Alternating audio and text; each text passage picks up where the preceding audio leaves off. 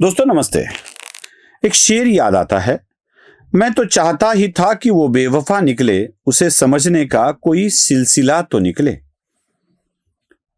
इसमें मैं चाहता ही यही था कि वो बेवफा निकले, इस वाक्य पर मैं जरा सा रुक जाता हूं। राज ठाकरे और उद्धव ठाकरे के एकत्रित होने पर मुझे ये शेर याद आ रहा है। इसमें मैं जो बात कह रहा हूं, इसमें मैं का जो मैं शब्द प्रयोग कर रहा हूं, वो मैं कौन है? ये मैं मतलब सुशील कुलकर्णी नहीं है। ये मैं देवेंद्र फडणवीस है। ये मैं भारतीय जनता पार्टी है।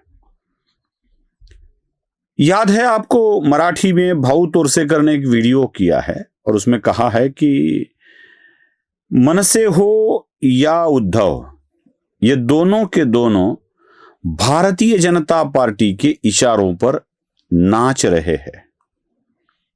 वो खेल होता ना गुड़िया वाला, हाथ से चलाने वाली, उसी तरह से उनको नचा कोई और रहा है, नाच कोई और रहा है, तमाशा कोई और देख रहा है।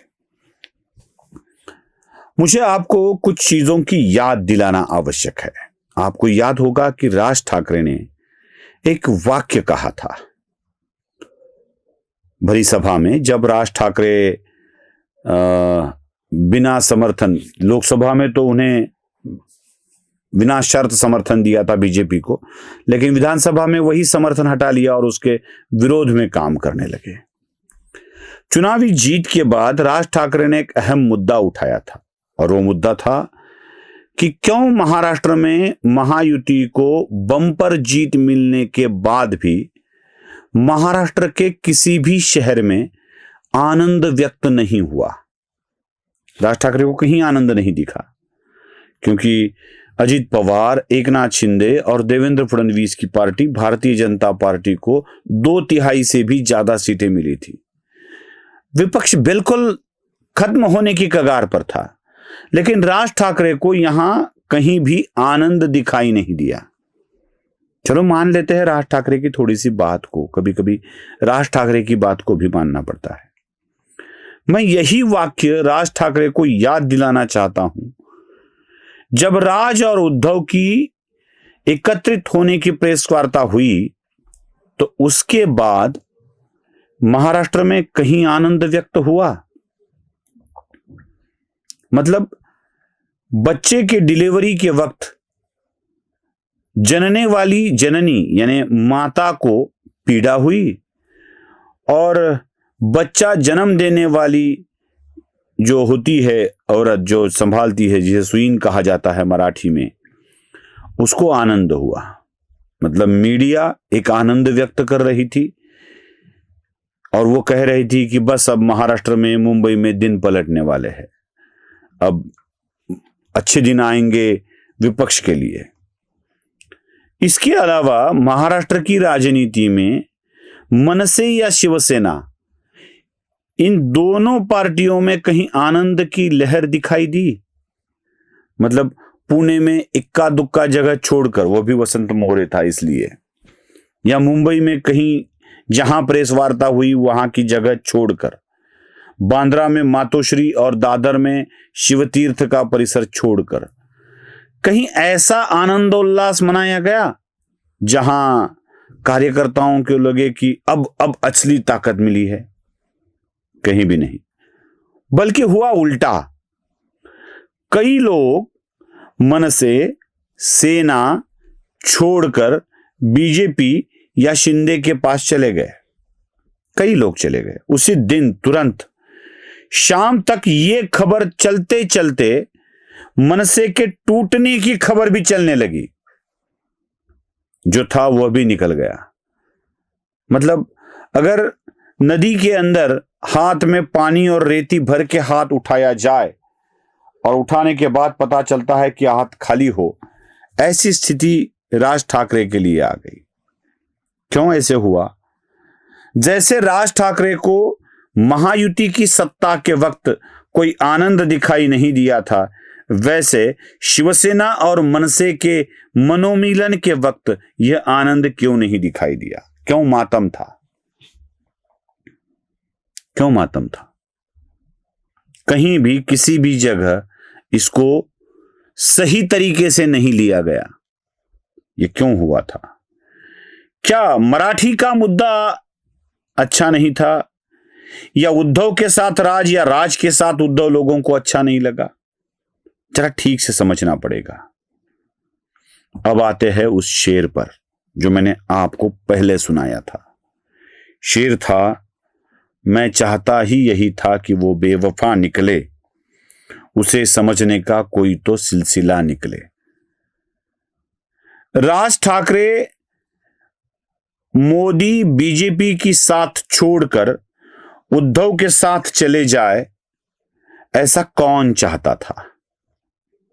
मुझे पक्का विश्वास है ये न उद्धव चाहते थे, न राज चाहते थे, न शरद पवार चाहते थे, न कांग्रेस चाहती थी।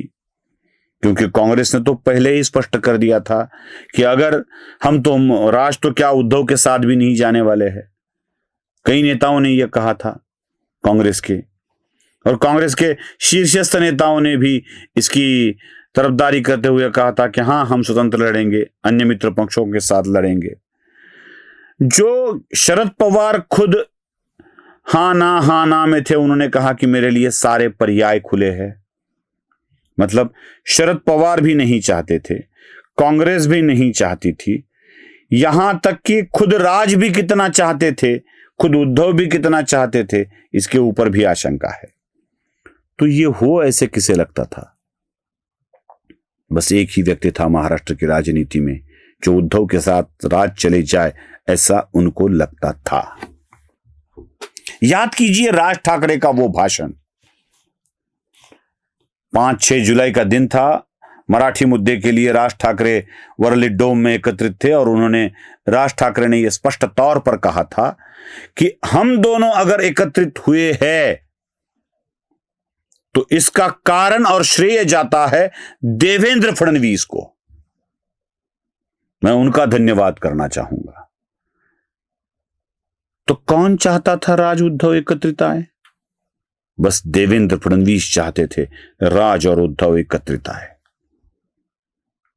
देवेंद्र फडणवीस को यह पता था जैसे ही राज और उद्धव एकत्रित आएंगे, मतलब आजकल अपने चलन में 25-25 पैसे के 2 सिक्के आकर 50 पैसे हो जाए तो उसका कोई मूल्य नहीं रहता है। बस 2 सिक्के आ जाते हैं।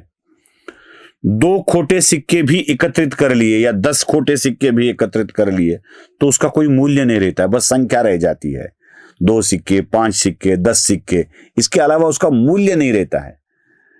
जिस सिक्कों को चलन से निष्कासित किया गया है उसका मूल्य नहीं रहता, संख्या बच जाती है। वैसे राज और उद्धव के एकत्रित होने का कोई मूल्य तो नहीं होगा, बस संख्या होगी, बस संख्या।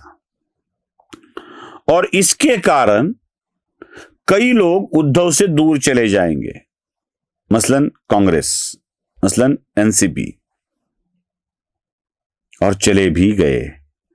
क्योंकि इन लोगों को यह डर था कि उद्धव अपने ही वोट बैंक को अपने साथ लेंगे, राज से भी जोड़ देंगे, तो अपने हाथ में क्या बचेगा, इसलिए इन्होंने साथ छोड़ दिया।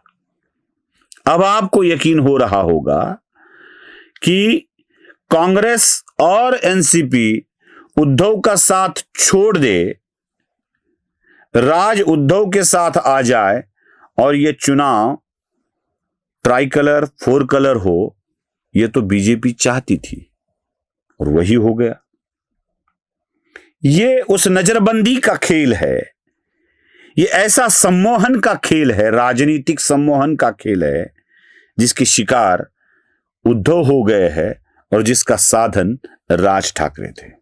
और यही सम्मोहन के खेल में बीजेपी चाहती थी कि राज उनके साथ बेवफा निकले।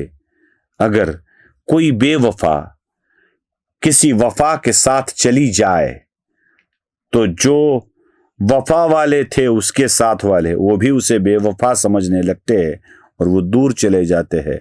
वही भारतीय जनता पार्टी का खेल सक्सेस हुआ है। नमस्ते। स्वधर्म जागृतीचा विधायक पुरुष